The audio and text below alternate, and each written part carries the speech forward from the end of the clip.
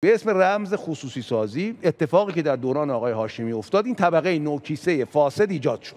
این روند ادامه پیدا کرد. در زمان آقای خاتمی ما شاهد یک کودتای اقتصادی بودیم، یک بخشی از یک کودتای اقتصادی بودیم. یعنی با اسم رمز ایجاد رقابت در نظام بانکداری و افزایش کارایی نظام بانکداری ما اومدیم بانکداری خصوصی ایجاد کردیم. ببینید این نظام بانکداری رو ایجاد کردیم، یک طبقه دوباره طبقه‌ای که ایجاد کرده بودیم و تقویتش کردیم. این طبقه سرمایه‌دار نوکیسه عملاً در تعیین سیاستمداران ما و مجریان ما مؤثر بوده. اتفاقی که در زمان حال افتاد یک کودتای کامل دیگر اقتصادی بود.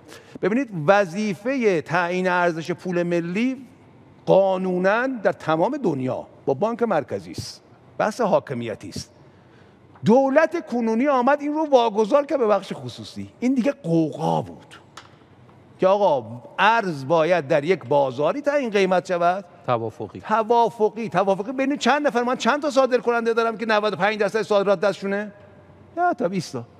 پس شما تعیین ارزش پول ملی، تعیین ثبات اقتصادی من، تعیین زندگی مردم منو سپردی به طبقه حاکمه‌ای که بخش عمده‌اش مولود یک فساد مبتنی بر تفکر نئولیبرالیسمی بود.